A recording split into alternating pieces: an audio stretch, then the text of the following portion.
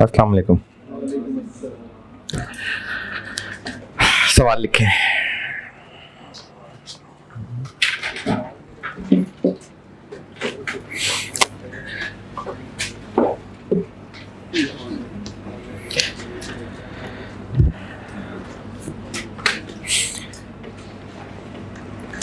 Annual demand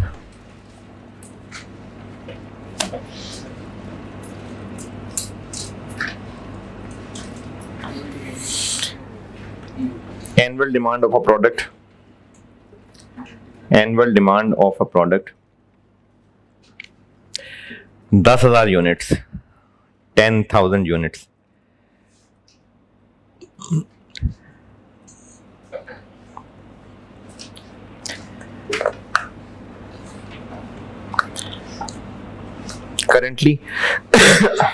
currently following costs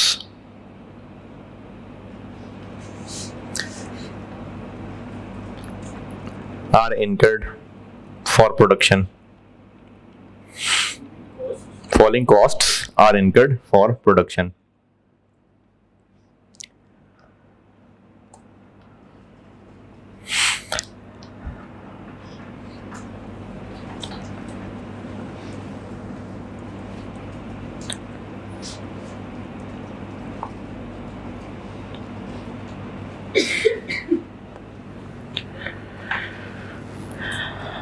direct material 40 per unit, 40 रुपए per unit. Direct labour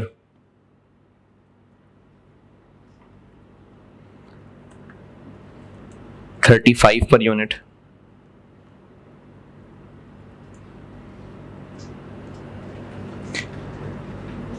variable overheads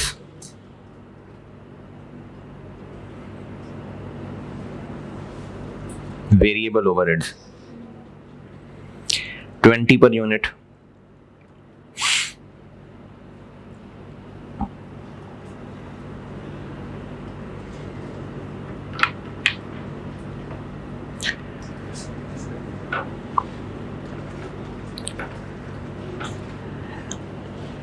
annual rent for machine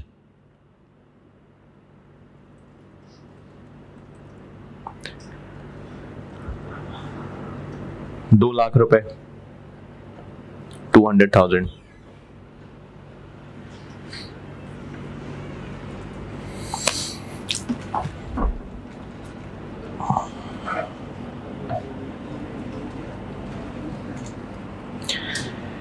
other fixed overheads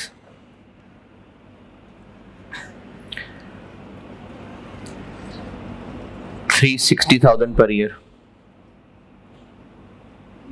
360,000 per year।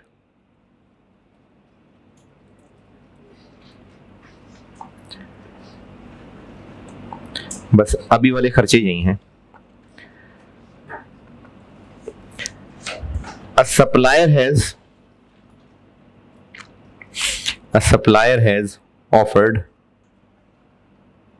a supplier has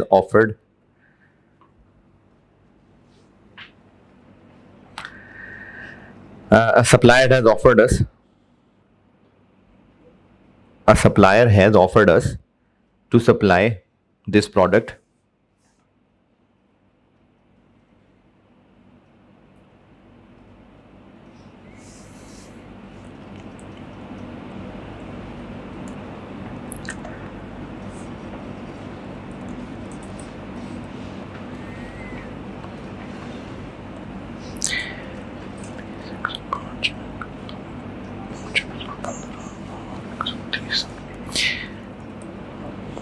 at a price of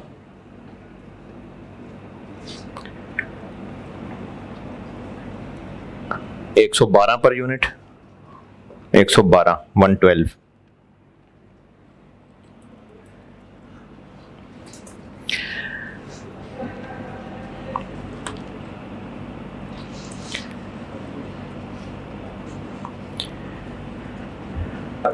annual transportation cost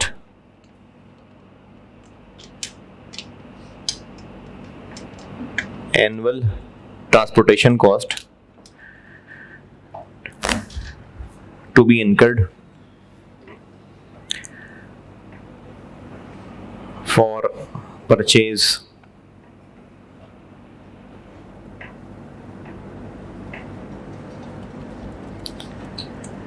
$50,000 50,000 रुपए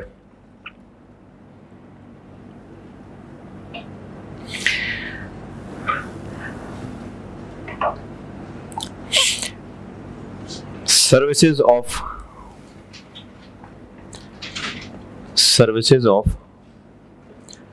a quality control specialist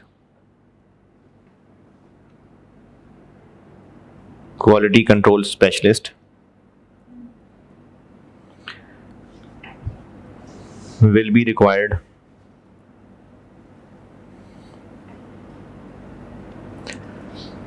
for inspection of purchased units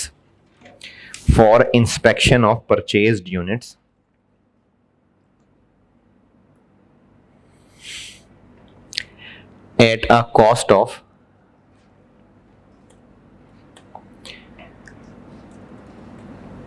₹3 per unit, ₹3 per unit, ₹3 per unit.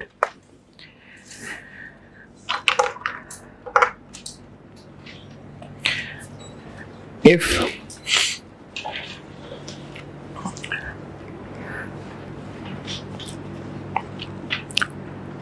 outsourcing option is selected, outsourcing option मतलब ये जो हम supplier से खरीद लेंगे, if outsourcing option is selected, then production machine will not be needed,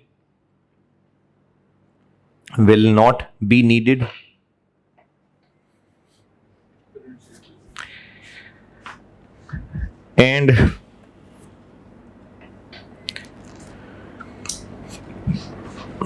40% of other fixed overheads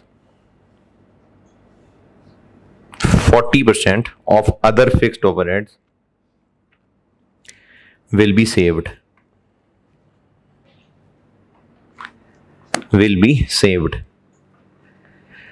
required है मुझसे कि एडवाइस करें कि सप्लायर की ऑफर एक्सेप्ट करें या ना करें.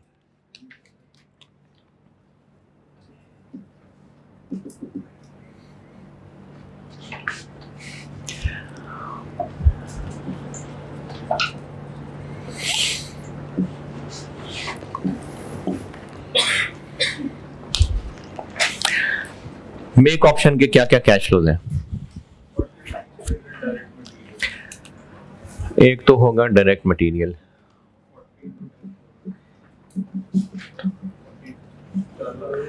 ₹4 लाख.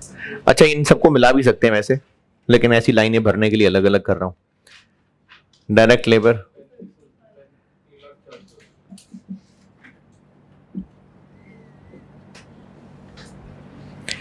Variable overheads 2 lakh.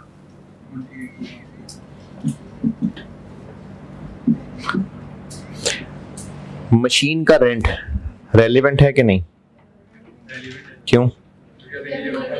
क्योंकि अगर मेक करेंगे तो मशीन का रेंट पड़ेगा, नहीं करेंगे तो नहीं पड़ेगा, तो रेलेवेंट है. कितना? 2 lakh. Other fixed overheads relevant है, 40% रेलेवेंट है, क्योंकि प्रोडक्शन करेंगे तो वो सारे खर्चे होंगे, नहीं करेंगे तो 40% वाले नहीं होंगे, तो 40% वाला रेलेवेंट है. 360 का 40%, 144.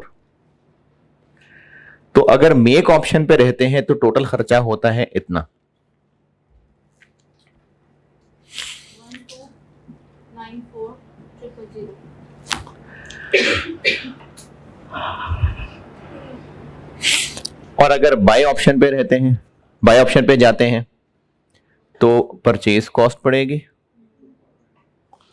और परचेज कॉस्ट पड़ेगी तो वो पड़ेगी 112।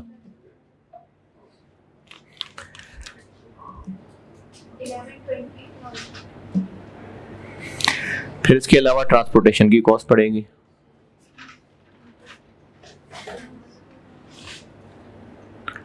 कितनी? 50,000। फिर इसके अलावा इंस्पेक्शन कॉस्ट पड़ेगी, कितनी? 3 रुपए।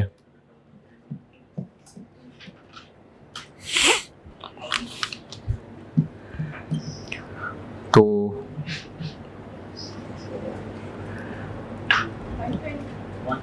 1 तो कंक्लूजन बाय ऑप्शन बेहतर है। ये होता मेक और बाय।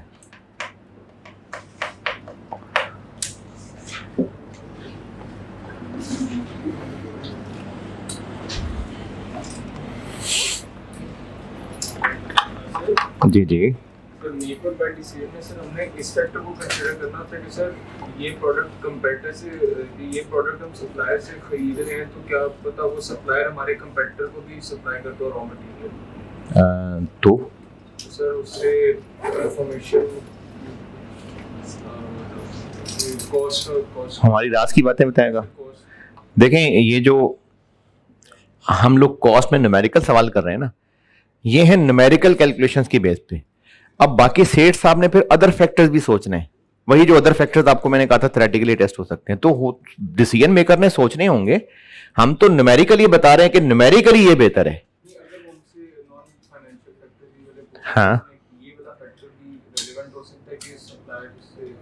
सप्लायर वाला चूज करें जो हमारे कंपेटिटर को ना प्रोडक्ट्स रॉ मटेरियल सप्लाई। हाँ, हो सकता है कि सप्लायर रिलायबल हो, इंफॉर्मेशन कॉन्फिडेंशियल रखे हैं, बिल्कुल हो सकता है।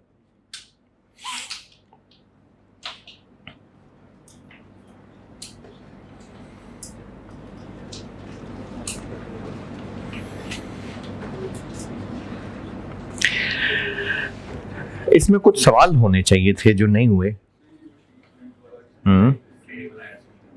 कहां पर? हाँ हाँ, सवाल ये है कि अगर हम बाय ऑप्शन पे जाएंगे तो वो जो मशीन का किराया पड़ता था वो बच जाएगा, तो उसको यहाँ इनकम क्यों नहीं दिखाया?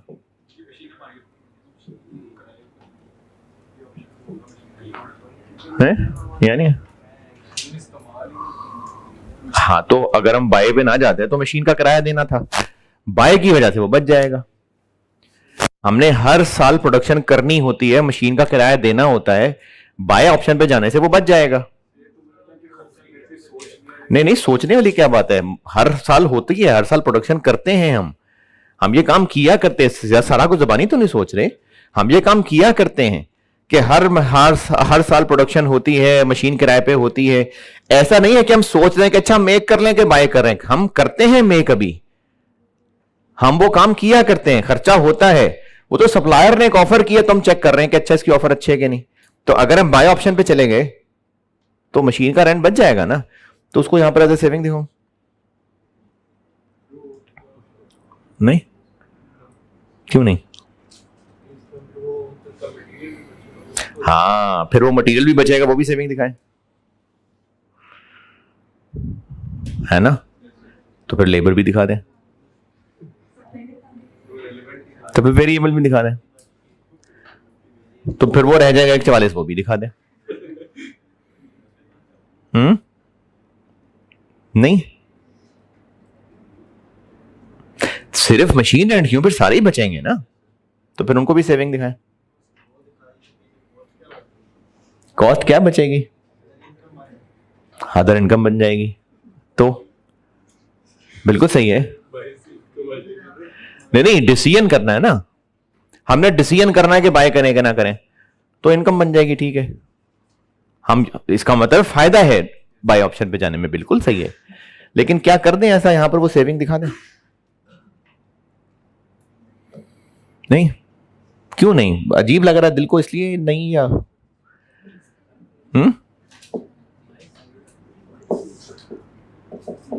हाँ जी, क्यों नहीं?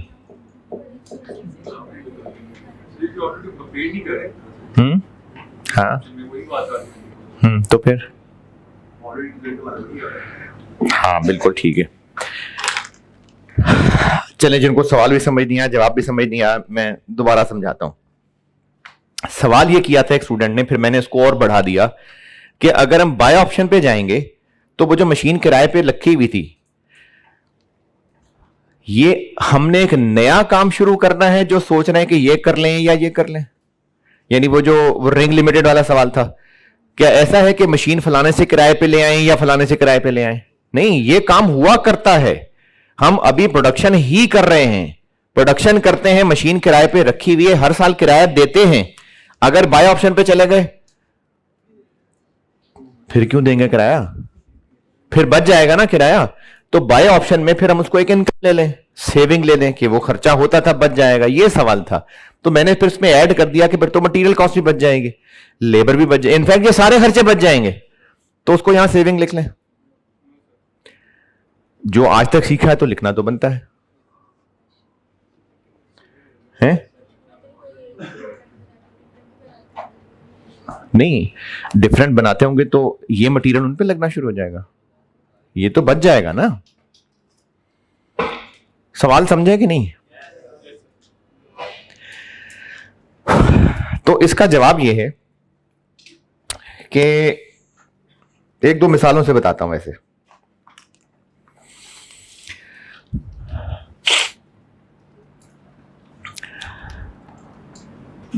18, एक जगह से हमें 18 मिलना है, एक जगह से 15 मिलना है, कौन सी ऑप्शन बेहतर है?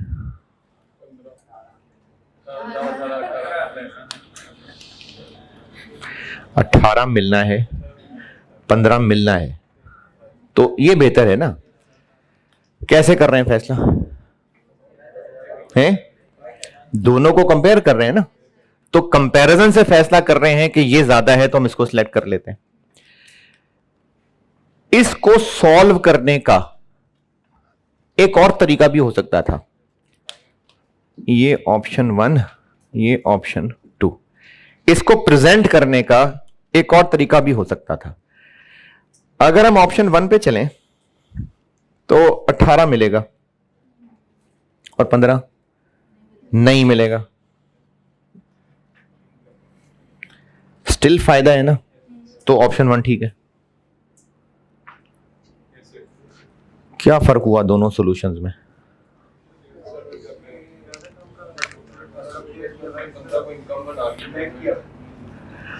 हमने जिन दो ऑप्शंस को कंपेयर करना है। अच्छा चले एक और मिसाल बताता हूं। अगर दो लोग हैं और यह मुकाबला करना है कि किसमें ज्यादा ताकत है, तो या तो दोनों का पंजा लड़वा लें, आर्म रेसलिंग, या दोनों से अलग अलग वजन उठवा के देख लें। तो अगर दोनों से अलग अलग वजन उठवा के देखना है तो कौन ज्यादा ताकतवर होगा? जो ज्यादा वजन उठा रहा होगा। और अगर दोनों की आर्म रेसलिंग करवा लें तो जो जीत जाएगा। यानी अगर दो लोगों का मुकाबला करना है, या उन दोनों से अलग अलग कोई टास्क करवा लें, उसको कंपेयर कर लें, या दोनों को लड़वा दें। अब यह करना ठीक नहीं है कि एक से वजन भी उठा रहे और दूसरा आके उसको मार भी रहा है। कोई एक काम कर ले ना। तो अगर हमने दो ऑप्शंस को कंपेयर करना है तो इसके दो तरह से प्रेजेंटेशन हो सकती है, दो या दो से ज्यादा, लेकिन अभी जो बात बता रहा हूं दो ही के लिए समझें। या तो दोनों ऑप्शंस को अलग अलग सॉल्व करें और उनके रिजल्ट को कंपेयर करें, या फिर किसी एक ऑप्शन का करना सॉल्व करें और उस एक सॉल्यूशन में दूसरे का ना करना एज अ कुर्बानी दिखा दें। और अगर नेट फायदा आया इसका मतलब ये ऑप्शन ठीक है। तो अभी अगर अलग अलग कंपेयर करना है फिर यह करना मुनासिब नहीं होगा, ये तो फिर अनफेयर हो जाएगा कि कंपेयर भी कर रहे हैं और उसको नेट भी करा रहे हैं। तो अगर हमने दो ऑप्शंस में से किसी एक को चूज करना है तो उसको प्रेजेंट करने के दोनों तरीके ठीक हैं। दोनों ऑप्शंस को अलग अलग इंडिपेंडेंटली सॉल्व करें और उनके रिजल्ट को कंपेयर कर लें, या फिर किसी एक का होना सॉल्व करें और उस एक के होने से दूसरे का ना होना एज अ सेविंग कर लें। सेविंग या कुर्बानी? खर्चा की बात हो रही थी तो सेविंग दिखा दें, फायदे की बात थी तो कुर्बानी आ गई। ये दोनों ऑप्शन, दोनों प्रेजेंटेशन ठीक है, लेकिन इनमें से कोई एक ही करनी है। तो अभी इस वक्त हम क्या कर रहे हैं? कंपेयर कर रहे हैं। और ये फैसला कैसे होगा कि कंपेयर करना है कि अलग अलग करना है, नेट करना है, ये आपको प्रैक्टिस से, सवालों से आइडिया हो जाया करेगा। इस ऑप्शन के और चीजें हैं, उनकी और चीजें, तो नेट करना मुश्किल हो जाएगा। तो इसलिए अगर हम मल्टीपल ऑप्शंस को कंपेयर कर रहे हैं और उनको अलग अलग सॉल्व कर रहे हैं, तो हमने उनके रिजल्ट को कंपेयर कर तो लेना है। तो फिर एक को सॉल्व करते हुए दूसरी प्रेजेंटेड ऑप्शन का ना होना इधर नेगेटिव या पॉजिटिव नहीं दिखा देना, वरना वो डबल डबल कंपैरिजन में चले जाएंगे हम। अगर हम मल्टीपल ऑप्शंस, चलो दो ऑप्शंस को कंपेयर कर रहे हैं, तो फिर सॉल्व करते हुए हम या तो इनको अलग अलग सॉल्व करें और उनके रिजल्ट कंपेयर करें। ऐसी सूरत में एक ऑप्शन को सॉल्व करते हुए दूसरी प्रेजेंटेड ऑप्शन का ना होना एज अ कॉस्ट या सेविंग नहीं दिखाना, बस जबानी याद हो जाएगा।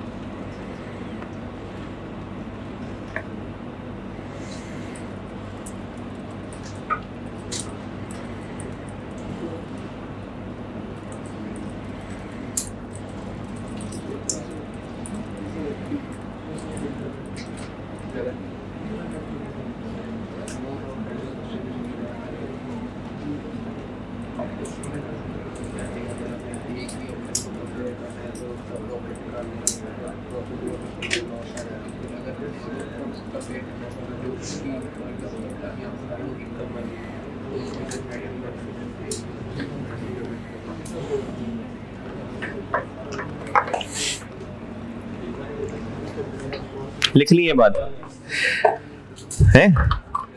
लिख रहे यार।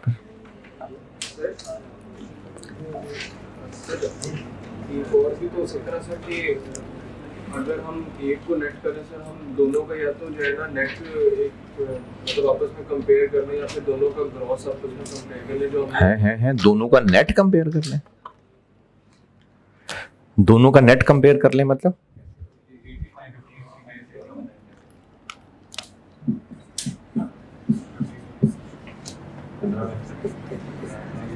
क्या कंपेयर करना है? इस 3 को -3 से कंपेयर करना है। ऐसे कंपेयर करने में ना ये इसके सामने डबल बुरा हो रहा है। वैसे सिर्फ ये उससे 3 बेहतर है, लेकिन ये आपने उसे 6 बेहतर कर दिया। 6 का फर्क आ गया ना इनमें, तो ये हमने डुप्लीकेशन कर दी। तो इसलिए या तो नेट कोई एक सॉल्यूशन, कोई एक ऑप्शन सॉल्व करें और दूसरे का ना होना उसमें नेट कर दे, या फिर दोनों अलग अलग सॉल्व करके उनके रिजल्ट्स कंपेयर करें। यानी जितने हम ऑप्शन सवाल में सॉल्व कर रहे हैं ना, तो किसी एक ऑप्शन को सॉल्व करते हुए दूसरे का ना होना इसमें मिक्स नहीं करना। हां, फिर भी अगर कोई कहे कि नहीं मशीन का रेंट यहां इनकम दिखाना है, दिखा ले। मशीन रेंट सेविंग कितनी?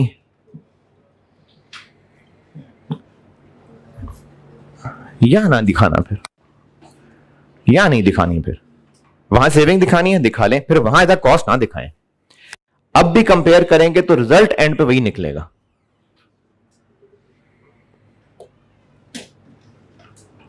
तो भी रिजल्ट वही निकलेगा, लेकिन अच्छा नहीं लग रहा। प्रोडक्शन के खर्चे वहां, परचेज के खर्चे यहां लिखे, तो जो पहले था वही बेहतर है। चलें जी, एक पास पेपर का सवाल करते हैं, आप पढ़ लें। ऑटम 18 अटेम्प्ट का सवाल होगा स्नूकर के नाम से।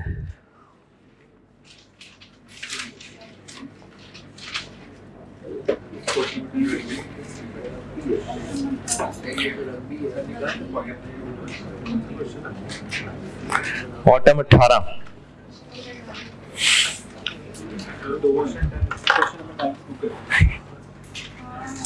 ऑटम 18 में 2 सवाल थे।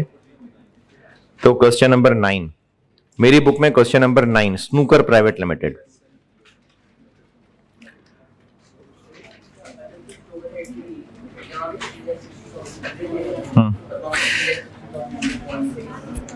यहां पर 360 पूरे कर लें और यहां 360 का 60% कर लें, ठीक है, कर सकते हैं बिल्कुल।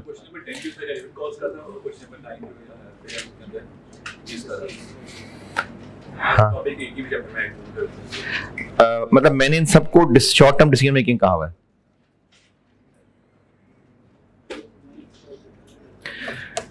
मेरी बुक में क्वेश्चन 9 है स्नूकर प्राइवेट लिमिटेड, ये पढ़ लें, मैं करता हूं बोर्ड पे।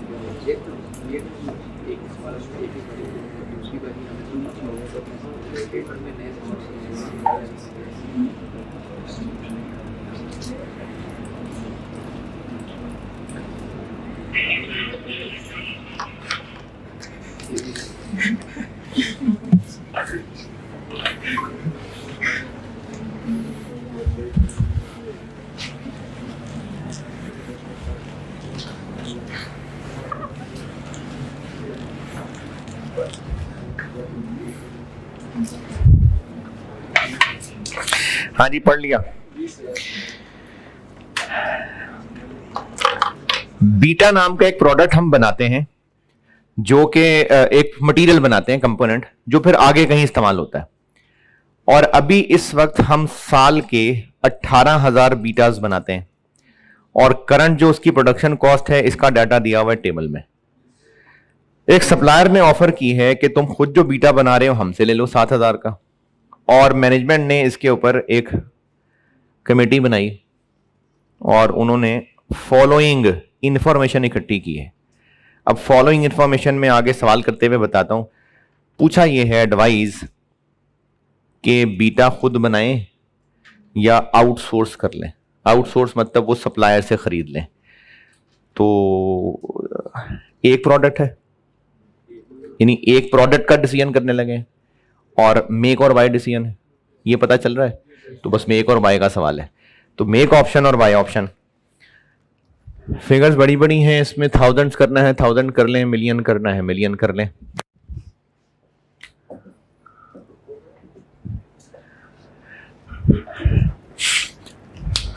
अगर हम मेक ऑप्शन पे रहते हैं तो जो खर्चे मेक पे होते हैं वो होंगे, और वो दिए हुए आपको मटेरियल, लेबर और वेरिएबल ओवरहेड्स। अच्छा, अभी मैंने वो मशीन रेंट वाली एक इजाफी बात की थी, वो सुनी थी? मैंने कहा था मशीन रेंट को सेविंग दिखाना चाहे तो दिखा सकते हैं, लेकिन फिर यहां सेविंग दिखाना, यहां कॉस्ट ना दिखाना फिर। तो अभी इस वक्त प्रोडक्शन पे क्या क्या खर्चा आता है?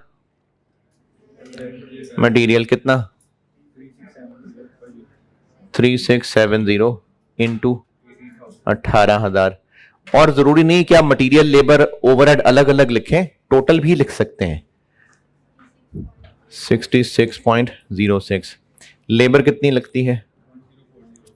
1040।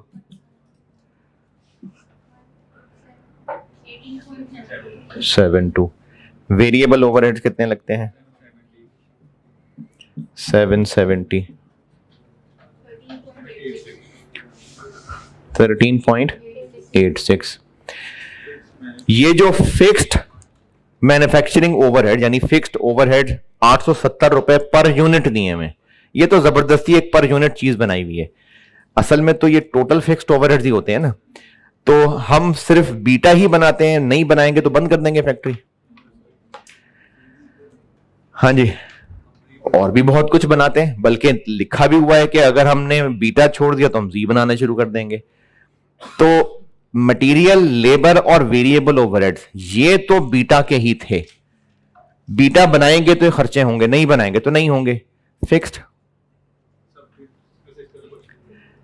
ये 870 इस्तेमाल करना है,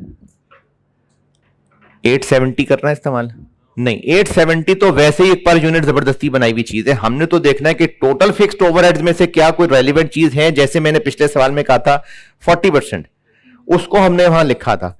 वैसी कहीं यहां पर कोई बात है? पॉइंट नंबर 2 में लिखा हुआ है कि अगर हमने ये बीटा खुद बनाना छोड़ दिया तो फिक्स्ड ओवरहेड्स में 19 लाख की बचत आ जाएगी। तो अब वो जो बचत आ जाएगी, अब आप चाहे तो उसको यहां एज अ सेविंग लिख लें और चाहे तो यहां पर एज अ कॉस्ट लिख लें, क्योंकि ये बिल्कुल वही बात है जो मैंने पिछले सवाल में की थी कि अगर ये प्रोडक्शन बंद हो गई तो फिक्स्ड ओवरहेड्स 40% बच जाएंगे। तो इसका मतलब वो 40% रेलिवेंट थे, तो उनको यहां एज अ कॉस्ट लिख लें, या फिर यहां कॉस्ट ना लिखें, यहां बचत लिख लें। तो इसी तरह से ये 19 लाख है। तो 19 लाख को चाहे यहां एज अ कॉस्ट लिख लें और चाहे यहां पर एज अ सेविंग लिख लें। तो दोनों बातें बिल्कुल ठीक है। फिक्स्ड कॉस्ट्स में सेविंग कितनी होंगी? 1.9 लिखूं या ये तो मंथली है, पर एनम है, तो हाँ 1.9, इसको हम यहां एज अ सेविंग लिख लेते हैं।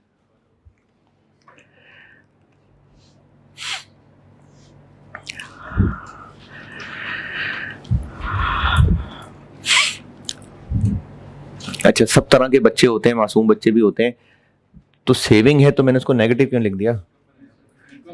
क्योंकि हम सारे एक्सपेंसेस लिख रहे हैं ना, इसलिए मैंने उसको एज अ नेगेटिव लिखा है।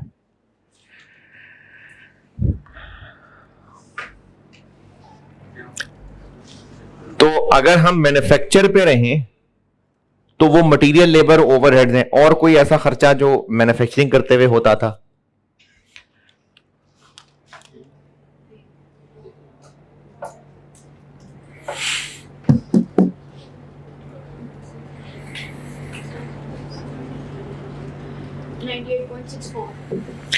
तो अगर मेक ऑप्शन पे रहते हैं तो ये खर्चा है, और अगर हम बाय ऑप्शन पे जाते हैं तो क्या क्या खर्चा होगा? परचेज का तो होगा ही होगा, परचेज नहीं करना। कितने का होगा? 7,000 का एक, और खरीदने हैं हमने 18,000।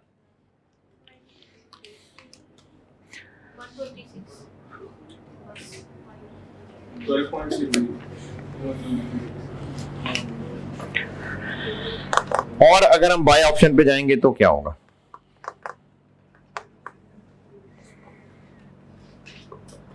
हाँ जी, अब अगर हम बाय ऑप्शन पे चले जाएंगे तो फिर जो उसकी लेबर फारिग होगी उससे हम जी बनवा लेंगे। तो बाय ऑप्शन पे जाने से हमें जी बनाने से इनकम आ जाएगी, वो यहां पर एक रेलिवेंट इनकम होगी, है ना? तो जी बनाने का डाटा पॉइंट नंबर 1। अगर हम जी बनाएंगे तो जी की आपको सेल प्राइस और मटेरियल और लेबर और वेरिएबल, यानी जी के बनाने से कंट्रीब्यूशन मिल जाएगा हमें, वो हम यहां पर एज एन इनकम दिखाएंगे। तो जी का कंट्रीब्यूशन होगा,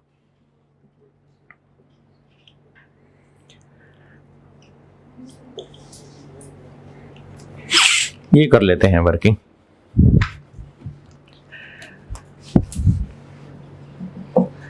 जी बेचेंगे कितने का? 5800। जी पे मटेरियल कितना लगेगा? जी पे लेबर कितनी लगेगी?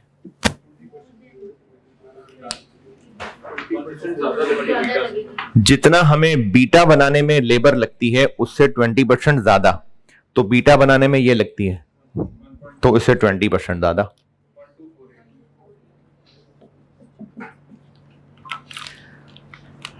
One two 48। वेरिएबल कितने लगेंगे? 480। 1472। तो यहां से मैं 1472 लेस कर दूं? नहीं, ये तो पर यूनिट है। तो टोटल तक कैसे पहुंचे? यूनिट से मल्टीप्लाई कर दें। कितने यूनिट्स करें ना फाइंड जरा, हम जी के कितने यूनिट्स बना सकेंगे? देखें, करें कैलकुलेट।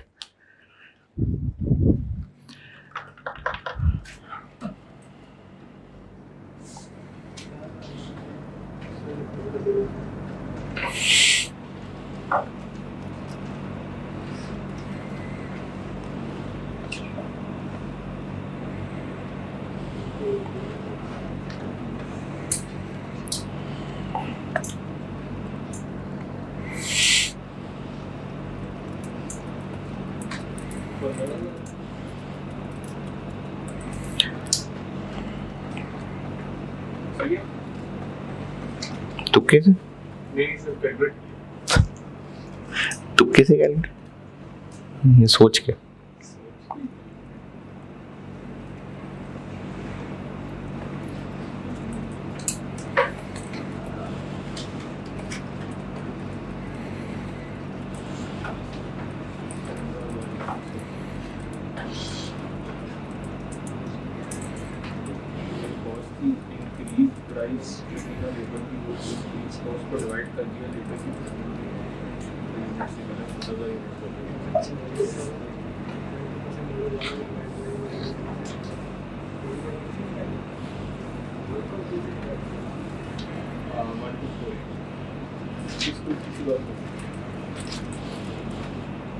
मैंने टोटल 18.7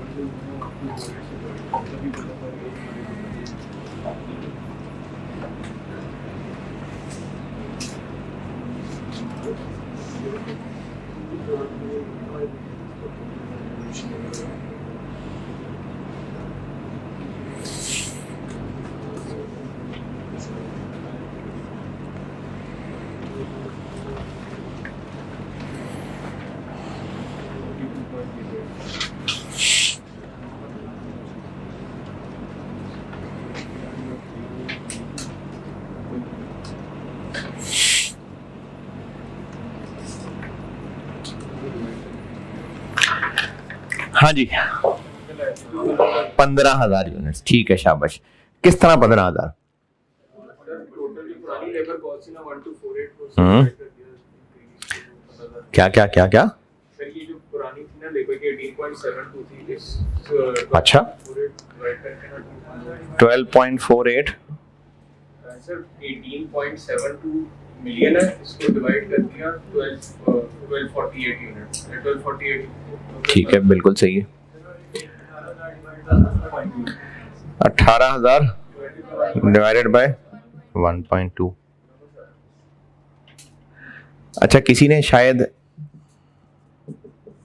ये भी किया हो? किसी ने नहीं किया ये है? किया है ना? कितना है इसका आंसर? 14,400। तो 15,000 सही है कि ये सही है? ये क्यों गलत है? ये किया क्या है वैसे? Fixed overheads. बीटा के 18,000 यूनिट्स बनाते थे और लेबर जितना टाइम लगाती थी जी पे उससे 20% ज्यादा टाइम लगेगा, तो इसका मतलब कम बनेंगे। जब देखें हम जी क्यों बनवा पाएंगे? क्योंकि लेबर बीटा से फारिग हो जाएगा। तो कितनी को देर फारिग होगा?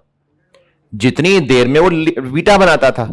तो चूंकि बीटा बनाने में जितना टाइम लेता था जी बनाने में 20% टाइम ज्यादा लेगा, तो यूनिट्स कम बनाएगा ना। तो ये भी तो एक सोच हो सकती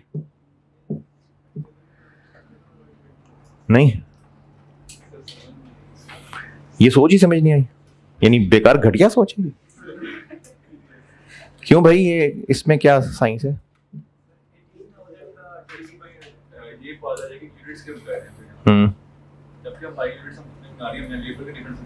नहीं नहीं, यूनिट्स उतना ही।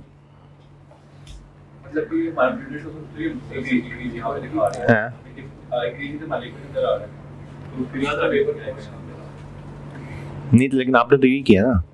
अच्छा अच्छा अच्छा, ये किसी और ने किया ऐसे?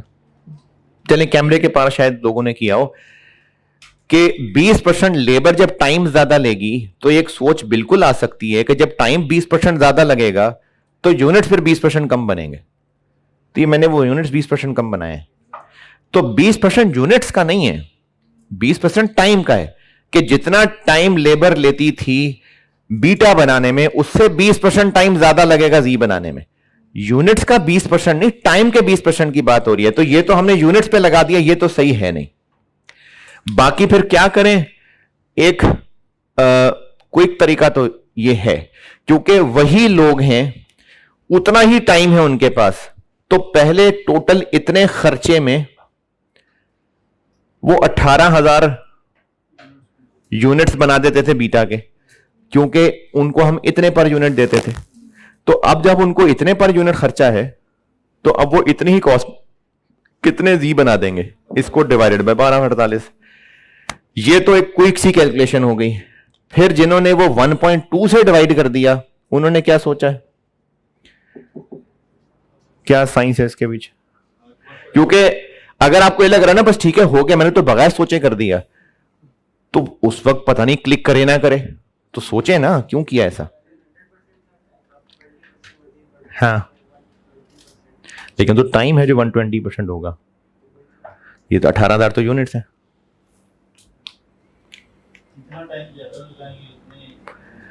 टाइम 20% ज्यादा लगेगा, वो तो टाइम का 20% है ना। 18,000 का क्या ताल्लुक है इससे?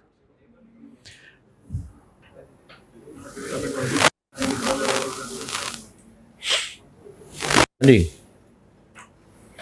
जिन्होंने 1.2 से डिवाइड किया है तो कुछ सोच के किया होगा ना। तो क्या सोचा था? सोचा यही था, लेकिन 20% तो टाइम की बात हो रही, तो 18,000 को क्यों से डिवाइड कर रहे हैं?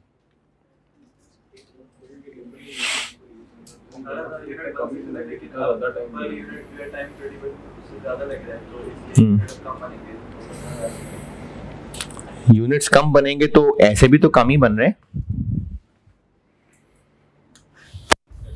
ऐसे नहीं कम बन रहे। ऐसे भी कम बन रहे हैं। तो फिर कैसे उस वक्त 1.2 क्लिक कर जाएगा, क्या पता पेपर में बैठ के 0.8 क्लिक करे।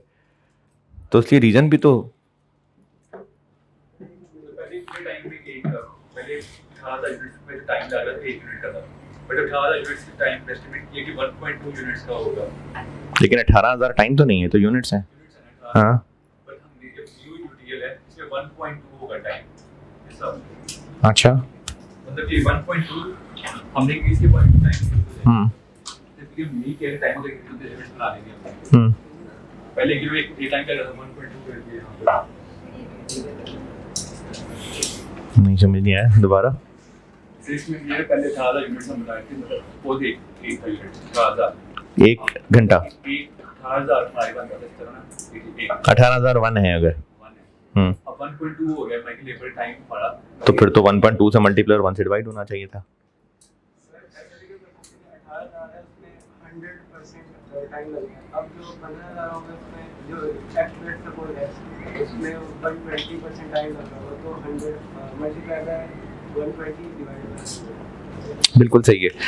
देखें ये जो 20% है ये यूनिट्स का 20% नहीं है, ये टाइम का 20% है, जबकि 18,000 यूनिट्स हैं।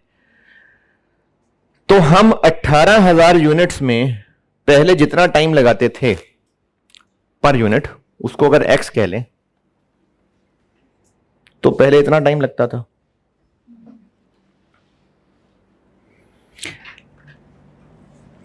पहले हम 18,000 बीटा बनाते थे, एक बीटा में कितने घंटे लगते थे पता नहीं, चलो एक्स नहीं तो 1 घंटा कह लेते हैं, चलो 10 घंटे कर कितने कर लें, 100 घंटे कर लेते हैं। चलो एक बीटा बनाने में 100 घंटे लगते थे, तो 18,000 में इंटू 100। अब लेबर के पास टोटल टाइम तो यही है, ये टोटल टाइम आ जाएगा ना, लेबर के पास टोटल टाइम तो यही है। अब इस टोटल टाइम में कितने जी बना लेंगे, जबकि एक जी बनाने में 120 घंटे लगते हैं।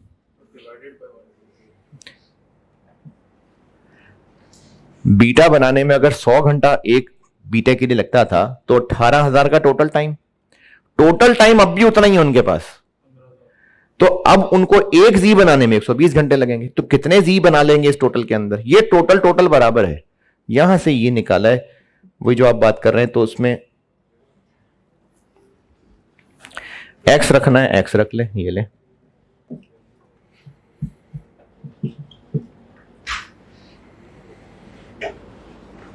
दस रखना है, 10 रख लें, 1000 रखना है, 1000 रख लें।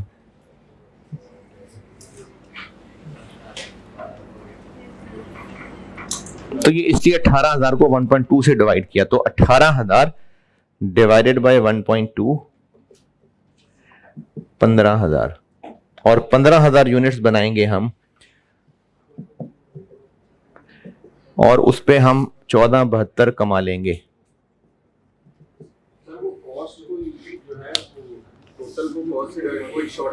जी बिल्कुल सही किया आपने, मतलब वो बिल्कुल सही था कि पहले जितने टाइम में लेबर बीटा बनाते थे, अब उतने ही टाइम में उन्होंने जी बनाना है, तो इसलिए टोटल तो उनको इतने ही पैसे मिलेंगे, तो टोटल कॉस्ट तो अब भी जी की इतनी ही आएगी।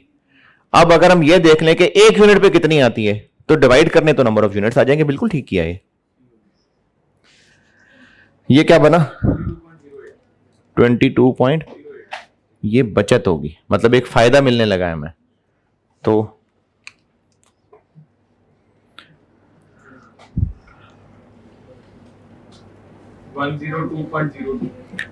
तो क्या करें, तो मेक ऑप्शन जी, सप्लायर को शुक्रिया करके अल्लाह हाफिज कर देंगे। और इसका कंक्लूजन यही है कि हम आउटसोर्सिंग ऑप्शन पे नहीं जाएंगे।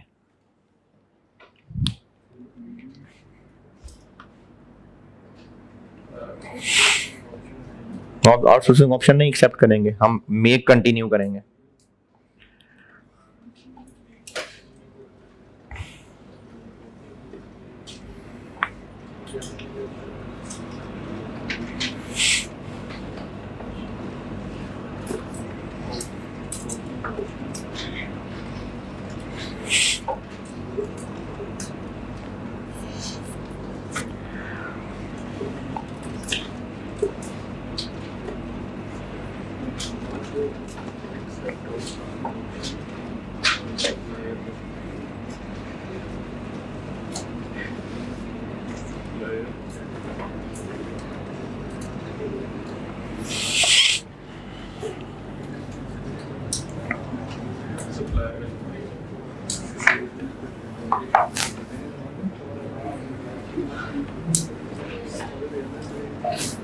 सर मेक और बाय के साथ ट्राई किया है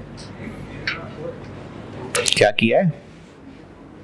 प्रोडक्शन प्लान जो है ना असल में परमिशन लेके चला निकाली है जी की बात कर रहे हैं? अच्छा, ये आपने ये टोटल नहीं किया, ये कर लिया, फिर कंट्रीब्यूशन कैसे निकाल ली? वेरिएबल कॉस्ट पर यूनिट निकाली, ठीक है।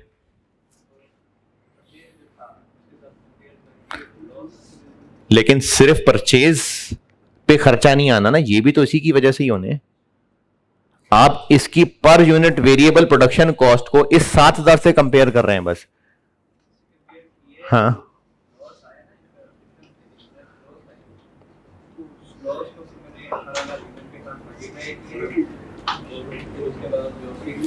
लॉस आया है, यानी आपने उसको ये कहा कि अगर हम परचेज ऑप्शन पे जाएंगे तो इतना नुकसान है, ठीक है। फिर मल्टीप्लाई कर लिया, वो आ गया आपके पास तकरीबन 27.36। फिर ऐड किए, ये लॉस आ गया ना। फिर आपने 1.9 और 22 इसमें ऐड कर ली, ठीक है। फिर ठीक है, बिल्कुल सही कर रहे हो। अब इसका आंसर क्या आया? इसका आंसर आएगा 2 और 3 और 3.38 3.36 3.3। 3.38। अच्छा, अब बताओ, ठीक है, अब आगे कंक्लूजन बताओ। ठीक है, शाबाश, सही है, सही किया।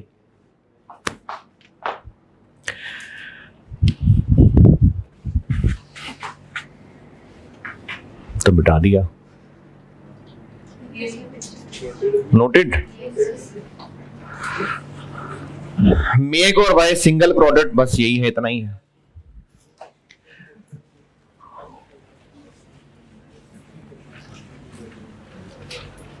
मेक और बाय ऑप्शन के साथ लिमिटिंग फैक्टर का कंबाइन परसेंटेज। जी बिल्कुल, वही बताने लगा हूं।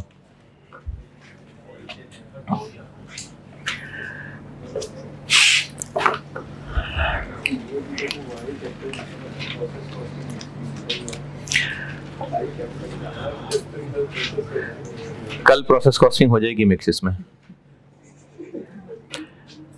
3 मैं 3.1 नहीं, कल आखिरी नहीं, परसों इंशाल्लाह 3.1 लिखा था मैंने पहले। Decision for multiple products.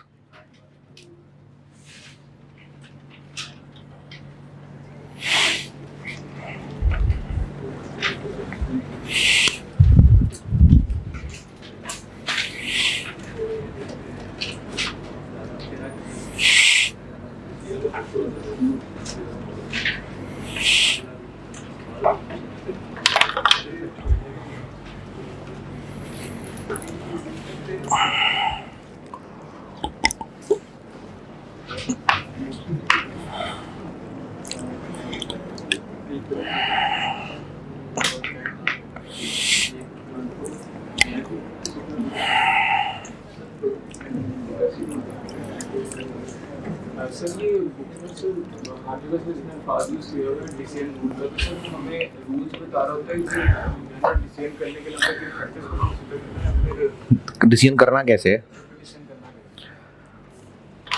यानी इसमें अब कैसे डिसीजन करना है कि कौन सी ऑप्शन।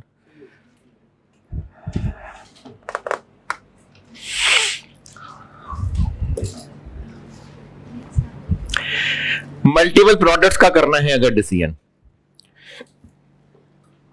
तो इसका ना कॉन्टेक्स्ट ये है,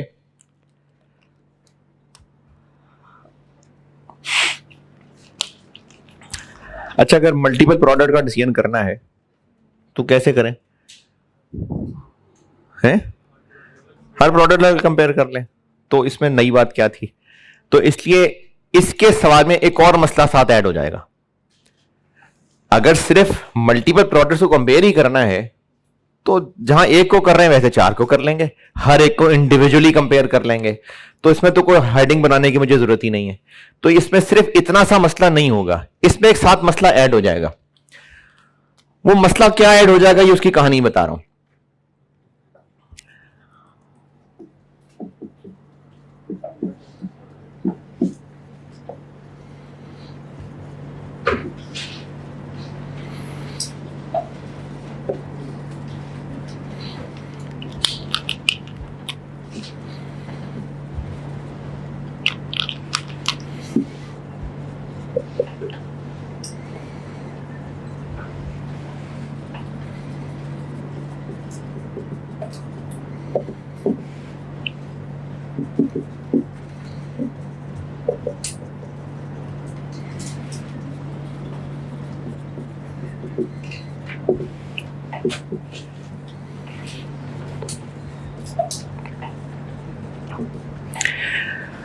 मल्टीपल प्रोडक्ट्स हैं और उन सब की मेक ऑप्शन बाय ऑप्शन से बेहतर है, तो क्या करेंगे?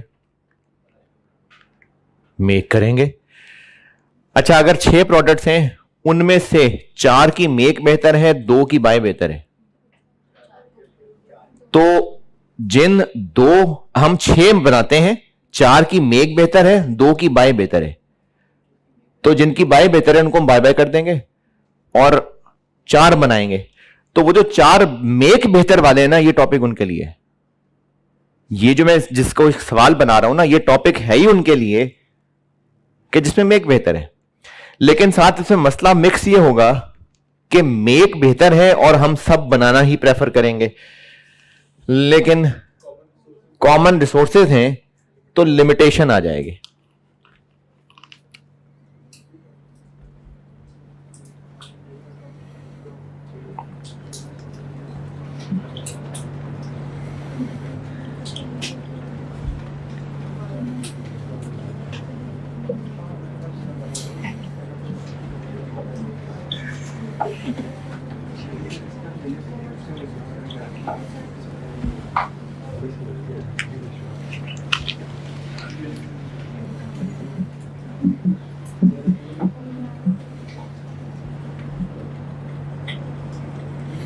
ये है मसला इस सवाल का। तो अब ये मेक और बाय और लिमिटिंग फैक्टर मिक्स हो गया।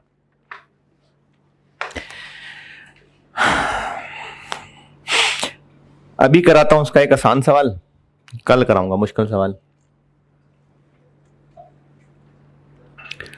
है। क्या हुआ?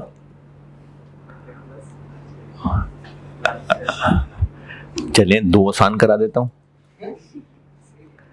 मुश्किल कल करा दूंगा, आसान आज करा देता हूं। नहीं,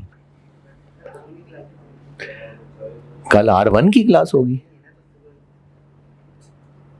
नहीं, लेकिन आपका दिमाग तो उतना एक्सेप्ट नहीं कर पाएगा ना, इसलिए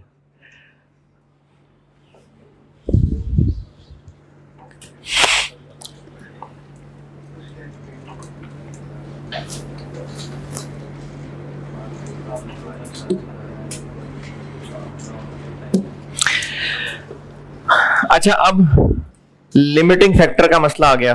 तो जब लिमिटिंग फैक्टर का मसला आ गया तो उसका सॉल्यूशन भी फिर वैसे ही होगा। वैसे ही कैसे ही? रैंकिंग करेंगे, रैंकिंग की बेस पे प्रोड्यूस कर लेंगे। लेकिन रैंकिंग किस बेस पे करेंगे? इसका मैं डिसीजन रूल या जो डिसीजन का तरीका वो बताता हूं। पहले फिगर से एक चीज समझाता हूं। जब हम सिर्फ लिमिटिंग फैक्टर पढ़ रहे थे ना, तो मुझे फिगर नहीं याद, ऐसी खुद ही बना लेता हूं दोबारा। और वेरिएबल कॉस्ट पड़ती थी, या इस पे मेक करते हैं तो वेरिएबल कॉस्ट पड़ती है 120, इस पे पड़ती है 145, 80, 135। और अगर लिमिटिंग फैक्टर जो है वो लेबर है तो हम कंपैरिजन किस बेस पे करेंगे? कंट्रीब्यूशन पर आर। कंट्रीब्यूशन क्यों ले रहे हैं, प्रॉफिट क्यों नहीं ले रहे? क्योंकि हम ए बनाएं या बी बनाएं, देखें हम लोग रैंकिंग कर रहे हैं ना, प्रेफरेंस कर रहे हैं। हो सकता है ए बन जाए बी कुर्बान हो जाए, हो सकता है बी ना बने, लिमिटिंग फैक्टर में तो यही था। तो हम लोग प्रॉफिट्स की बेस पे क्यों कंपैरिजन नहीं कर रहे? क्योंकि उसमें फिक्स कॉस्ट भी होगी, और फिक्स कॉस्ट तो जबरदस्ती पर यूनिट बनाई होती है, असल में तो वो उस फैक्ट्री की फिक्स कॉस्ट होगी, ए बनाए या बी बनाए, फिक्स कॉस्ट तो पड़नी है। चूंकि वो रेलेवेंट फॉर द डिसीजन नहीं है, इसलिए हम फिक्स कॉस्ट को कंसिडर नहीं कर रहे होते। हम जो कंट्रीब्यूशन को कंपेयर कर रहे होते हैं ना, कंट्रीब्यूशन, हम कंट्रीब्यूशन को इसलिए कंपेयर कर रहे होते हैं कि अगर ए बी से बेहतर साबित हो गया, अगर ए बी से बेहतर साबित हुआ तो बी नहीं बनेगा, ये खर्चा नहीं आएगा और नहीं बिकेगा, ये पैसे नहीं मिलेंगे।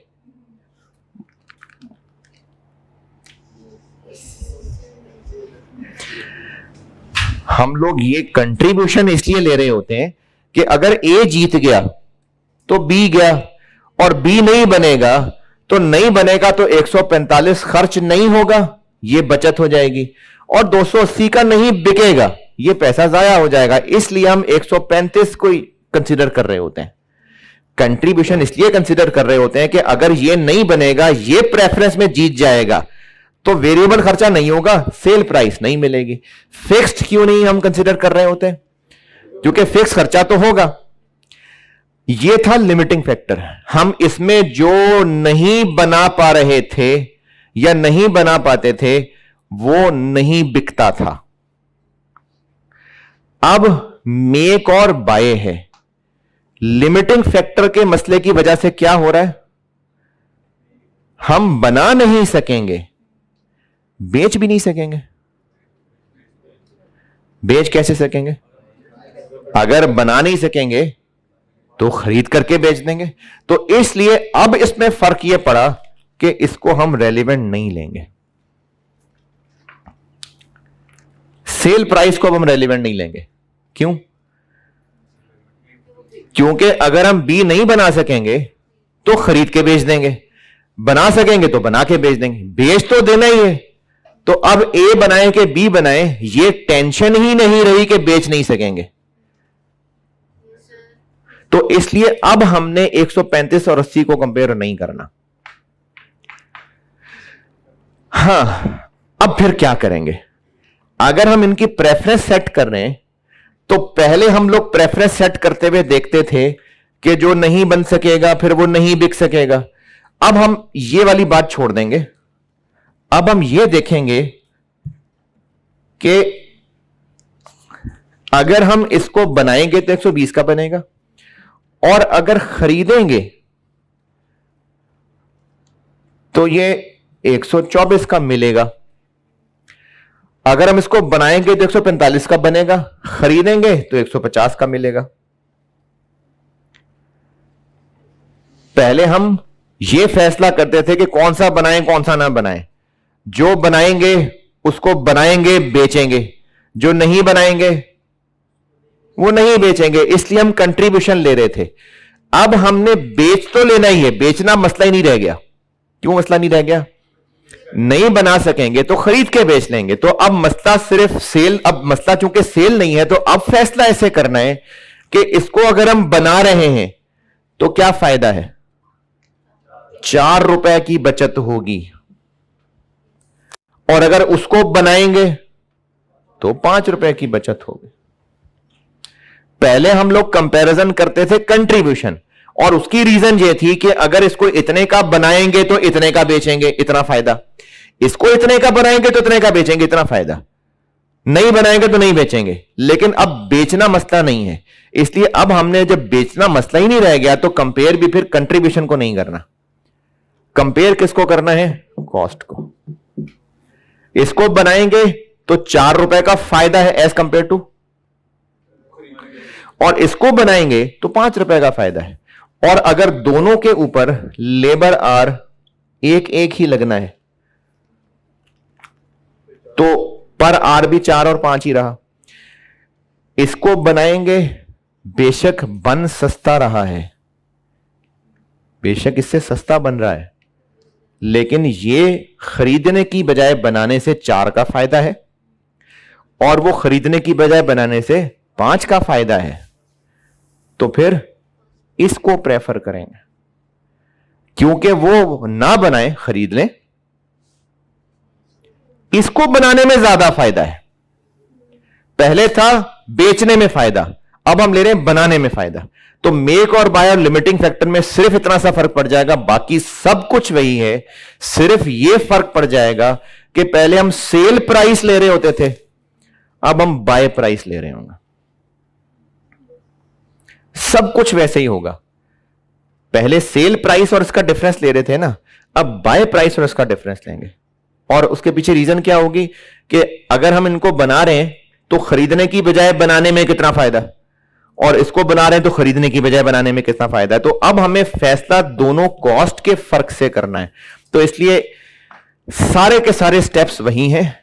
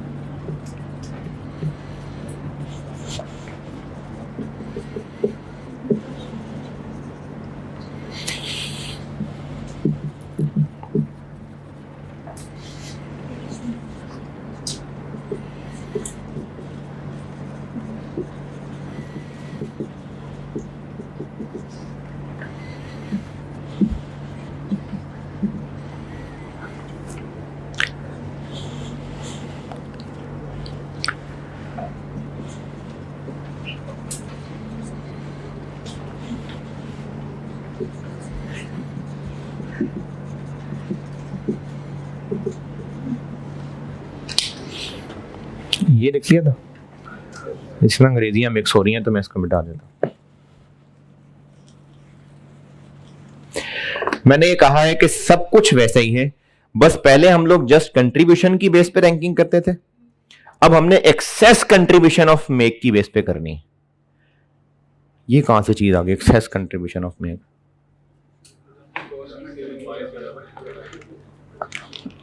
एक्सेस किससे? Excess excess contribution of make option ये आप निकाल सकते हैं सवाल के डेटा को देखते हुए 2 तरीकों से।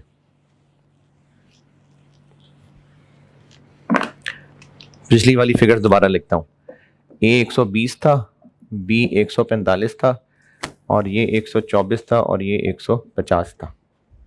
ये मेक था और ये बाय था। अगर सेल प्राइस 170 हो और इसकी 200 हो, 55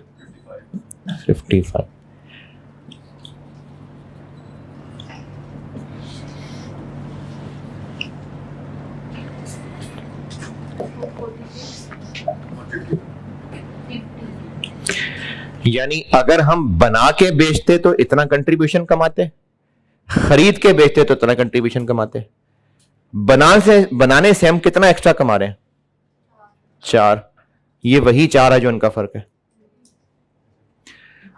बना के बेचते तो इतना कमाते, खरीद के बेचेंगे तो इतना कमाएंगे। बनाने से कितना एक्स्ट्रा कमाएंगे? 5। ये वही 5 है जो उनका फर्क है। तो इसको एक्सेस कंट्रीब्यूशन ऑफ मेक कहते हैं। तो आप सवाल में चाहे 120 और 124 के डिफरेंस से निकाल लें, चाहे 50 और 46 के डिफरेंस से निकाल लें, ये डेटा पे डिपेंड करता है। तो इसलिए मैंने आपको सिर्फ कॉस्ट के फर्क की बजाय आपको कहा है एक्सेस कंट्रीब्यूशन। और एग्जाम में आप एक्सेस कंट्रीब्यूशन सवाल पे डिपेंड करता है, या तो आप एक्सेस कंट्रीब्यूशन निकाल रहे होंगे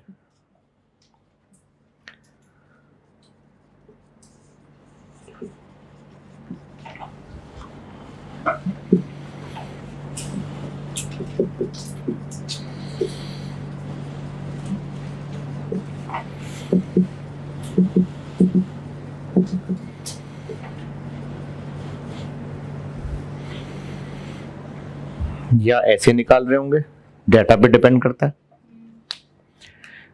मेक की कंट्रीब्यूशन में से बाय की कंट्रीब्यूशन माइनस करके,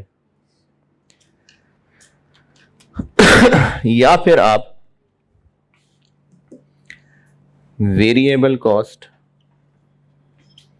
बाय में से वेरिएबल कॉस्ट मेक की माइनस कर रहे होंगे। यानी चाहे 124 में से 120 माइनस कर दें, चाहे 50 में से 46 माइनस कर दें। इसीलिए मैंने ये भी बताया है कि हो सकता है सवाल वाला कहे कि मेक करके बेचते हैं तो 170 का बेचते हैं, बाय करके बेचेंगे तो 168 का बेचेंगे, तो फिर आप सिर्फ इसका फर्क नहीं ले रहे होंगे, फिर वाकई इसका फर्क लेना है। इसलिए मैंने नाम भी इसको एक्सेस कंट्रीब्यूशन ही दिया है।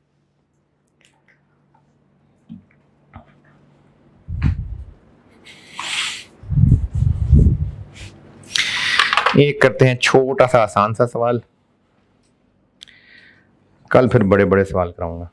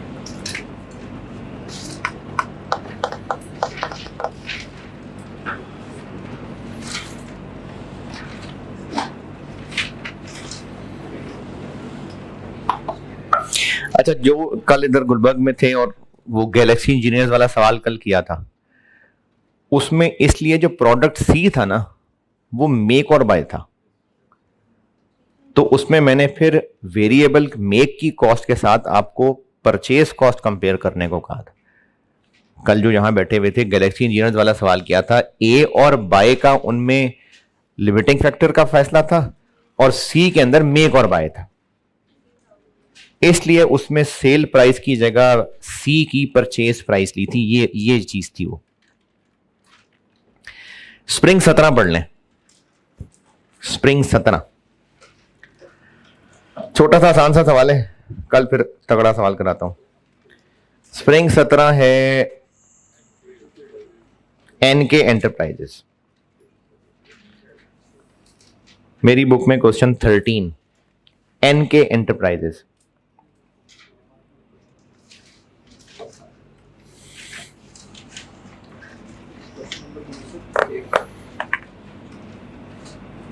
अच्छा हाँ, ये ना बात आप लिख लें कि ये मल्टीपल प्रोडक्ट डिसीजन है ना, कि इसमें और वो जो लिमिटिंग फैक्टर था, इसमें एक नई बात यह है कि जो ऑप्टिमम प्रोडक्शन प्लान में हम यूनिट्स बना नहीं सकेंगे वो खरीद के बेच लेंगे। ये जो मेक और बाय डिसीजन है, और पहले जो सादा लिमिटिंग फैक्टर डिसीजन था, लिमिटिंग फैक्टर डिसीजन में क्या था, जो नहीं बना सक रहे थे वो नहीं बनाएंगे, नहीं बेचेंगे। लेकिन मल्टीपल प्रोडक्ट मेक और बाय डिसीजन के अंदर प्लान में हम जो बना नहीं सक रहे होंगे वो खरीद के बेच लिया करेंगे। लिमिटिंग फैक्टर डिसीजन में यह होता था कि जो नहीं बन सकता बस गया, नहीं बनेगा नहीं बिकेगा। लेकिन मल्टीपल प्रोडक्ट मेक और बाय में जो नहीं बन सकेगा वो बिजनेस खरीद के बेच देगा।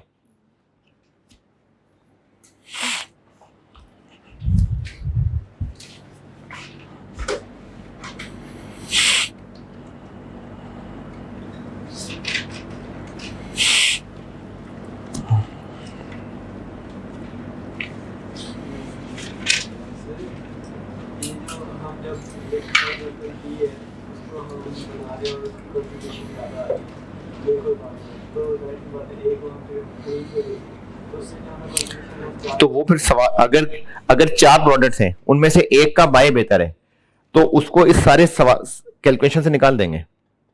जिसका बाय बेहतर है वो इन कैलकुलेशन में रैंकिंग में नहीं आएगा, वो अलग से बाय, इसका बाय जीत गया जी, वो अलग हो गया। अब जो बाकी 3 रह गए वो फिर इस सवाल में सॉल्व हो रहे होंगे। नुकसान कैसे हो रहा होगा? नुकसान क्यों हो रहा है? नहीं, आप सवाल शुरू से दोबारा करें। हम्म हम्म तो अगर हम बी बनाते हैं तो ए को परचेज करने में 4 का नुकसान भी तो हो रहा है। नहीं, वो तो हमने यहां देख लिया ना कि बी बनाने में ज्यादा फायदा है, तो इसलिए बी प्रेफर कर रहे हैं। रैंकिंग यही तो हो रही है, हमने रैंकिंग की और ये फैसला हुआ कि बी को बनाने में बेहतर है तो बस बी बनाएंगे। 4 को बनाने में नुकसान, ये फायदा नुकसान ये करना तो डिसीजन मेकिंग के लिए था ना। अब डिसीजन हो गया कि ये रैंकिंग में पहला है, बस इसको बनाएंगे। अब ये क्यों देखना है कि 4 को ना बना रहे, ए को नहीं बना रहे हैं तो नुकसान है? डिसीजन तो हमने कर लिया रैंकिंग की बेस पे, तो अब तो ये देखने की जरूरत ही नहीं है कि ए पे नुकसान होगा। हमने रैंकिंग कर ली, उसकी बेस पे डिसीजन कर लिया। स्प्रिंग 2017 अटेम्प्ट का सवाल है, मेरी बुक में क्वेश्चन नंबर 13 है, N K enterprises.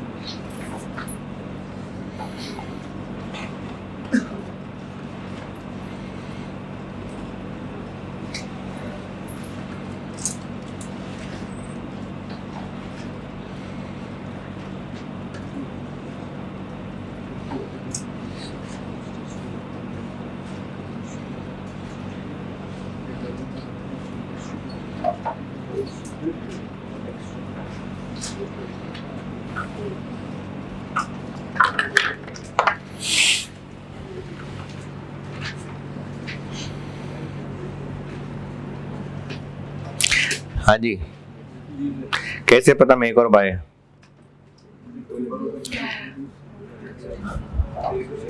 Determine the number of units to be produced in house and bought externally. तो 4 कंपोनेंट्स बनाते हैं और इन चारों का आपको डाटा दिया हुआ है, मल्टीपल प्रोडक्ट्स आ गए।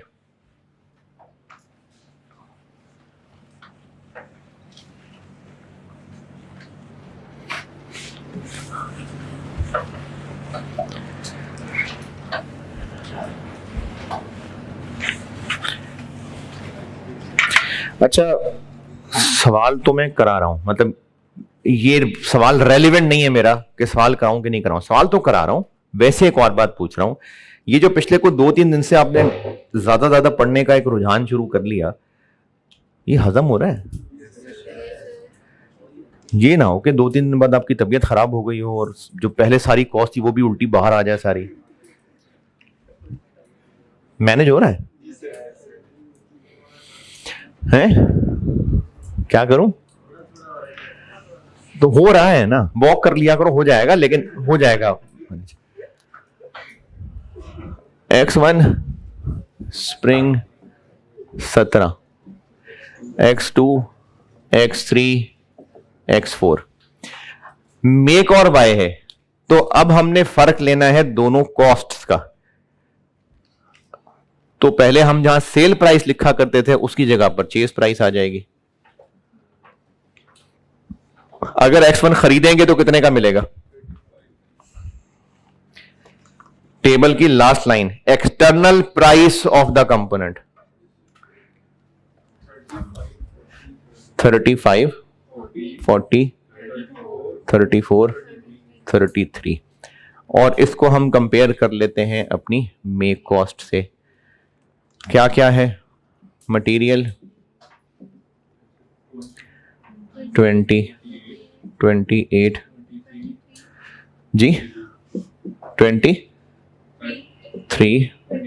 22 और labour 9, 598। Variable overheads, variable overheads नहीं, उसने पूरे ओवरहेड दिए हमें, लेकिन नीचे ये लिख दिया है कि इसमें फिक्स्ड ओवरहेड्स कितने शामिल हैं, तो बस 1.5 माइनस कर दूं। नहीं, ये सारा कुछ पर यूनिट है। 1.5 रुपए क्या है पर मशीन आर, ये कल किया था सवाल में। तो उसको पर यूनिट बनाने के लिए क्या करें, और इसमें ना एग्जामिनर को हम ये बता देते हैं, ये काफी है फार्मूला, कि जो तुमने टोटल एफओएच दिया हुआ है उसमें से हम माइनस करने लगे हैं 1.5 रुपया इंटू मशीन आवर्स। जो पर यूनिट दिया हुआ है टोटल, उसमें से 1.5 रुपया माइनस क्यों नहीं कर रहे, क्योंकि ये पर यूनिट है, ये पर आर है। इसको पर यूनिट बनाने के लिए मशीन आर से साथ मल्टीप्लाई करना पड़ेगा। तो x1 के इसका आंसर क्या बन गया,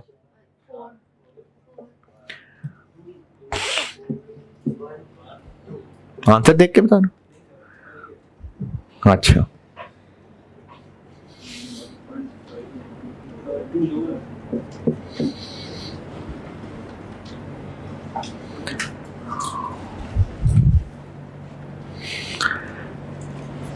एडमिन कॉस्ट क्यों छोड़ दी, एलोकेटेड है ना, एलोकेटेड, एलोकेटेड होता है जो पहले भी होता ही है, बस बांटा होता है इसको। अगर बस एडमिन या वेरिएबल एडमिन दिया होता है, वेरिएबल सेलिंग तो जरूर लेते।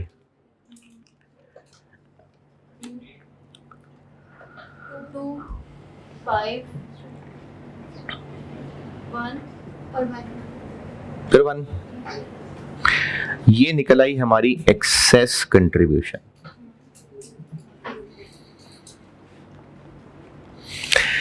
और अगर इसमें से माइनस करना समझ नहीं आ रहा, कोई बात नहीं, इसका टोटल कर लें, कितना आएगा 33। 35 और 33 तो मेक बेहतर है ना, ये 2 मेक बेहतर है। इसी तरह इसका आंसर आता है 35, 5 बेहतर है, ये वो 5 है। इसका आंसर आता है 33, तो मेक इससे 1 बेहतर है। इसका आंसर आता है 32, तो मेक उससे 1 बेहतर है। तो ये तो मैंने आपको एक कैलकुलेशन का तरीका बताया था कि जहां पहले हम लोग लिखा करते थे आज तक सेल प्राइस, उसकी जगह परचेज प्राइस लिख लें। लिमिटिंग फैक्टर क्या है, मशीन आवर्स x1 के लिए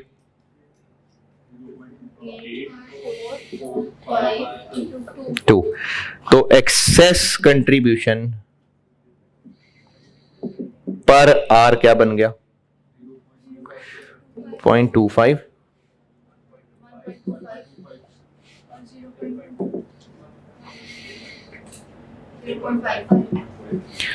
तो पहली पोजीशन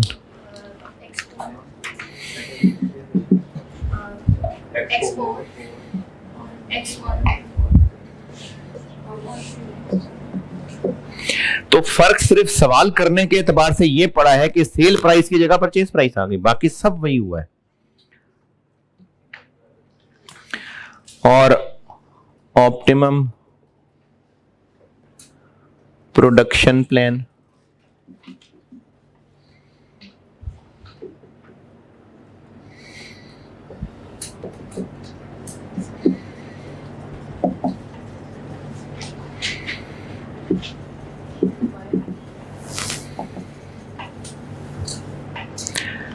मशीन आवर्स कितने अवेलेबल हैं 50,000।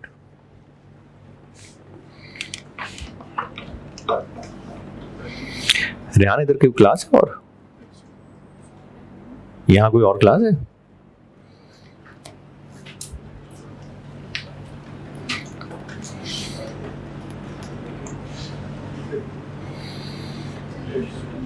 हाँ जी, पहले क्या बनाए, कोई कमिटमेंट तो नहीं है, पहले कमिटमेंट देख लें पहले। इतनी अंग्रेजी नहीं है सवाल में कि कमिटमेंट की जगह बनती है, तो कोई नहीं है कमिटमेंट। तो पहले क्या बनाएंगे x2, x2 की डिमांड 2000, और x2 बनाने में 8,000 लग जाएंगे, बाकियों के लिए रह जाएंगे 42। फिर बनाएंगे X4। पहली लाइन तो बेफिक्र होकर लिख लिया करें, उससे अगली लाइनें चेक कर लिया करें लिखने से पहले। X4 बन जाएगा। X4 की डिमांड है 4500 और आर्स चाहिए 2, तो बन जाएगा 33। फिर X1 6500 डिमांड है इंटू 8 घंटे, नहीं बनेगा ना, तो इससे हम फिर जितने बनते हैं वो बना लेते हैं। 33,000 डिवाइडेड बाय 8, 4125। अगर सिर्फ पूछा होता ना कि ऑप्टिमम प्रोडक्शन प्लान बता दें तो ये नंबर आंसर हो गया, लेकिन पूछा ये भी बताएं खरीदें कितने। ऑप्टिमम प्रोडक्शन प्लान हो गया ये, परचेज प्लान, प्रोडक्ट और उसके यूनिट्स। कौन कौन सा खरीदना है? X1 और X3। पहले कौन सा खरीदें? जिसकी दुकान करीब है वो खरीद लेंगे भाई, जो मर्जी खरीदें, अब तो खरीदना ही है। 2375 ये बना लेंगे और बाकी खरीद लेंगे 2, 3 और X3। इसमें रैंकिंग नहीं है, ये तो खरीदना ही है, तो ये तो बस X1 X3 तरतीब से लिख लिया और बस यही था। कल इसकी मैं और प्रैक्टिस कराता हूं और फर्दर प्रोसेसिंग डिसीजन और कंटिन्यूअस शटडाउन ये रहता है। अच्छा, कल तो इसी तरतीब पे ही चलते हैं जो डबल क्लास की तरतीब है। कल की परफॉर्मेंस के बाद देखते हैं कि मंगल को इसी डबल में हो जाएगा या 5-6 घंटे लगाएंगे तो होगा, लेकिन इन एनी केस मंगल को बस कर देते हैं। हाँ जी, वही 1:30 से ऑनवर्ड। अगर आपका कल दिल कर रहा हो पढ़ने का तो बेशक हम कल ही 5-6 बजे हैं, वो वहां बात करते हैं। नहीं, अल्लाह जिंदगी दे आपको, होंगे यार, आप क्यों नहीं होंगे? पूछ लेना, फिर वहां बैठ के कंक्लूड कर लूंगा। कोई दोस्त यार होगा उससे पूछ लेना। ठीक है जी, अल्लाह हाफिज।